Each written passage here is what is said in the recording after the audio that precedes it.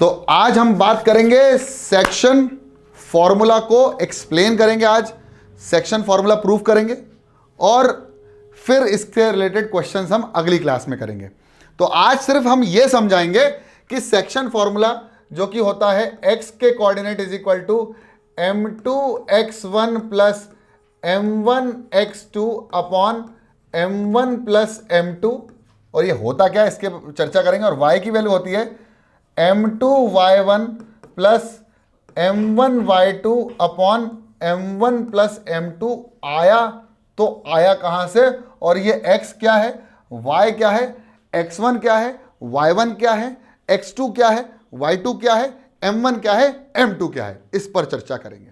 ठीक है, तो जैसे कि आपको नाम में समझ में आ रहा है, सेक्शन, सेक्शन का मतलब होता है हिस्सा, पार्ट, फॉर्मूला उस हिस्से का फॉर्मूला।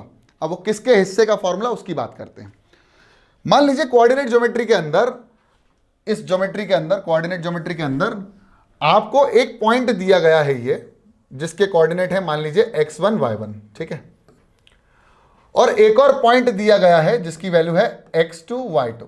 अभी मैं सेक्शन फॉर्मूला समझा रहा हूं कि एक्चुअली में होता क्या है, और इन दोनों को ज्वाइन करने पर जो डिस्टेंस हमको मिलता है वो डिस्टेंस फॉर्मूला से हमको मिलता है under root of x2 minus x1 का square plus y2 minus y1 का स्क्वायर, ये मिलता है।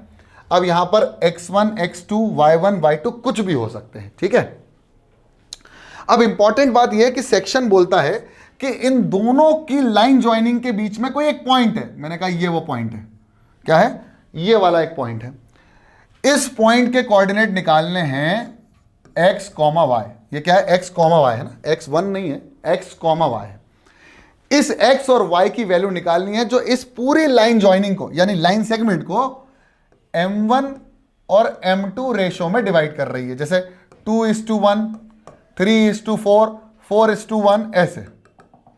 तो इस तरह से हमको सेक्शन फॉर्मूला निकालना है, और इसी सेक्शन फॉर्मूला की मतलब यह है कि उस पर्टिकुलर पॉइंट के कोऑर्डिनेट हमको निकालने हैं जो दो पॉइंट की लाइन ज्वाइनिंग को m1 और m2 के रेशो में डिवाइड कर रही है। जैसे मैं समझाता हूं कि मान लीजिए कि एक पॉइंट A है, एक पॉइंट B है, इसके कुछ है, इसका कुछ कोऑर्डिनेट है x, y, या इसका है अल्फा बीटा, और यहां पर एक पॉइंट C है। तो C पॉइंट जो A B को कितने रेशो में डिवाइड कर रहा है, मतलब ये 2:1 में कर रहा है, या 3:1 में कर रहा है, या 2:3 में कर रहा है। ऐसे हमको इस पॉइंट के कोऑर्डिनेट निकालने हैं, जो कि होता है ये फॉर्मूला आता है, यानी x की वैल्यू आती है,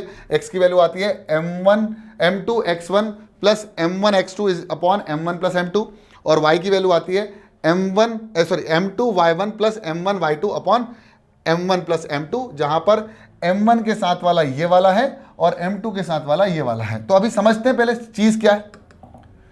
इसको समझने के लिए बेसिक ज्ञान आपको ये होना चाहिए कि आपको ग्राफ पढ़ना आना चाहिए। ग्राफ पढ़ना मतलब x में कितना गए, y में कितना है, x में कितना गए, y में कितना है।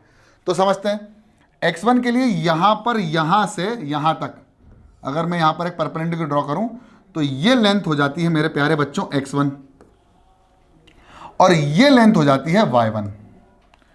फिर इस पर एक परपेंडिकुलर ड्रॉ कर दिया तो ये लेंथ हो जाती है x, और ये लेंथ हो जाती है y। फिर इस पर परपेंडिकुलर ड्रॉ किया तो ये लेंथ हो जाती है x2, और ये लेंथ हो जाती है y2। ठीक है, इतनी बातें आपको, छोटी छोटी मगर मोटी बातें याद रखनी पड़ेंगी। अब आपको करना क्या है वो सुनो। आपको x और y की वैल्यू निकालनी है, तो x और y की वैल्यू कैसे निकलेगी वो समझो। सबसे पहले तो आपको यहां से एक परपेंडिकुलर ड्रॉ करनी पड़ेगी इसके ऊपर, और यहां से एक परपेंडिकुलर ड्रॉ करनी पड़ेगी इसके ऊपर। ठीक है, अब आपको दो ट्राइंगल दिखेंगे जिनको मैं शेड करने जा रहा हूं। एक ट्राइंगल तो ये है और एक ट्राइंगल ये है, ध्यान से समझना। और इनके नामकरण करने जा रहा हूं। इस पॉइंट का नाम है A, इस पॉइंट का नाम है C, इस पॉइंट का नाम है B, इस पॉइंट का नाम है D, और इस पॉइंट का नाम है E। ठीक है, तो मेरे पास ये पॉइंट्स, अलग अलग पॉइंट्स आ गए हैं जिसमें A B C D E है।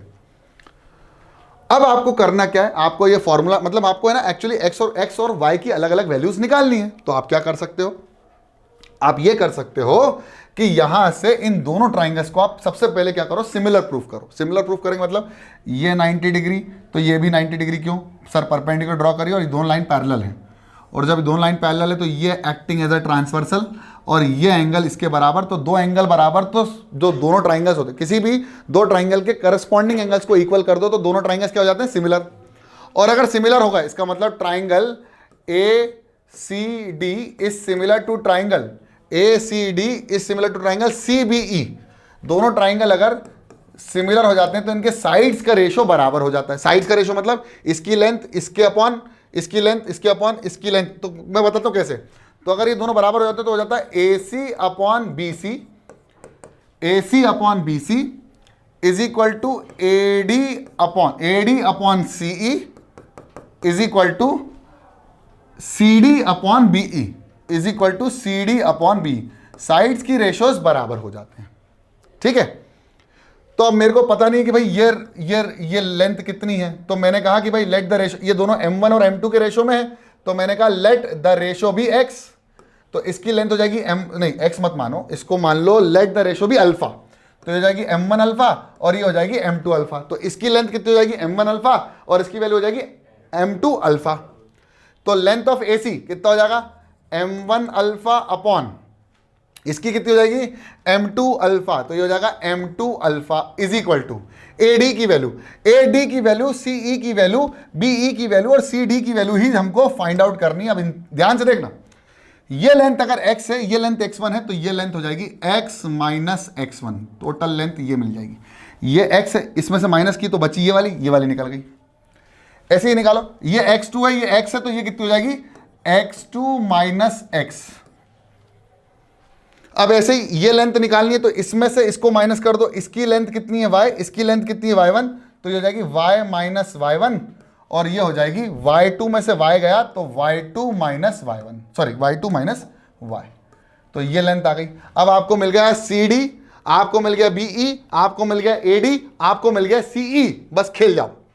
तो M1 अल्फा से अल्फा कैंसिल हो जाएगा, इसलिए मैंने वो M1 और M2 का रेशो लिख दिया था डायरेक्ट, ठीक है। अब AD की value x minus x1 upon ये हो जाएगा CE की वैल्यू हो जाएगी x2 माइनस x, तो ये हो जाएगा x2 minus x is equal to ये हो जाएगा y माइनस y1, तो ये हो जाएगा y minus y1 upon y2 minus y, तो हो जाएगा y2 माइनस y। अब y2 माइनस y करने को इसको एक बार इसके इक्वल कर दो, एक बार इसके इक्वल कर दो, बस खत्म, सवाल खत्म। तो हो जाएगा M1 upon M2 is equal to x minus x1 upon x2 minus x is equal to, या फिर इसको अलग अलग लिख लो तो यहां से x की वैल्यू निकल जाएगी, और यहां पर M1 अपॉन M2 किसके भी बराबर होगा, y minus y1 upon y2 minus y के भी बराबर होगा। इसको क्रॉस करो, x की वैल्यू निकालो, तो M1 multiplied by x2 minus x is equal to M2 multiplied by x minus x1। M1 का मल्टीप्लाई x2 से तो आएगा M1 x2 minus M1 x is equal to M2 x minus M2 x1।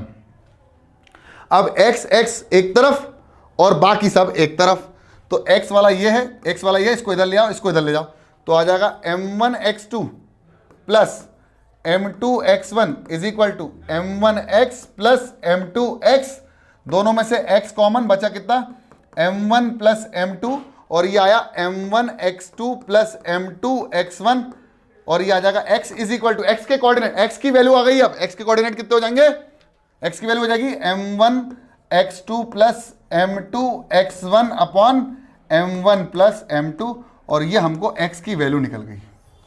ऐसे ही y की value भी निकाल सकते हैं, y को सब इससे मल्टीप्लाई कर दो सिंपली, तो हो जाएगा M1 multiplied by y2 minus y is equal to M2 multiplied by y minus y1।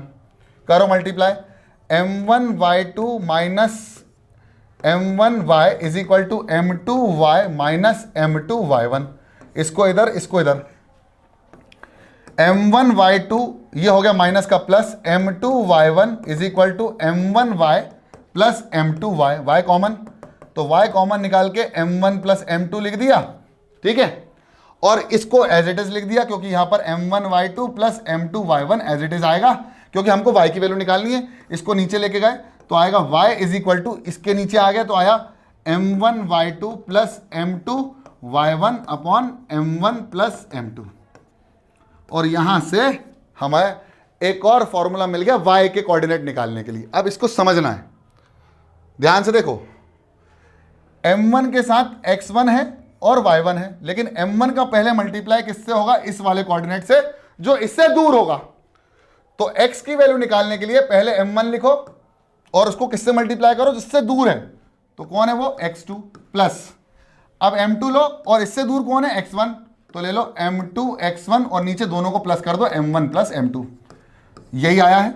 इसके बाद y इज इक्वल टू, तो y के कोऑर्डिनेट निकालने के लिए पहले m1 का किससे मल्टीप्लाई होगा, y2 से, तो m1 multiplied by y2 plus m2 multiplied bye y1, तो आ जाएगा m2 multiplied bye y1 upon दोनों को प्लस कर दो m1 प्लस m2। और मेरे ख्याल से हमने फॉर्मूले में भी सिमिलरिटी से इतना लंबा जाने के बाद भी फॉर्मूला यही निकाला, और मेरे ख्याल से स्टार्टिंग में भी हमने यही लिखा था, m2 का मल्टीप्लाई x1 से, m1 का मल्टीप्लाई x2 से, दोनों को प्लस, m2 का मल्टीप्लाई y1 से, m1 का मल्टीप्लाई y2 से, दोनों को ऐड, और हमको उस पॉइंट के कोऑर्डिनेट मिल जाएंगे x और y, जो उस पर्टिकुलर लाइन ज्वाइनिंग को, दो पॉइंट जिसके कोऑर्डिनेट हमको गिवन है, और इसके कोऑर्डिनेट निकल जाएंगे जो इसको m1 और इस टू m2, m1 इस टू m2 के रेशो में डिवाइड कर रही है। क्या मेरी बात पल्ले पड़ गई सबको, यस और नो, समझ में आ गया? तो एक बार खुद से इसको प्रूफ करके देख लो, दिमाग में छप क्या है, कॉपी में फोटो कॉपी जल्दी से कर लो फटाफट।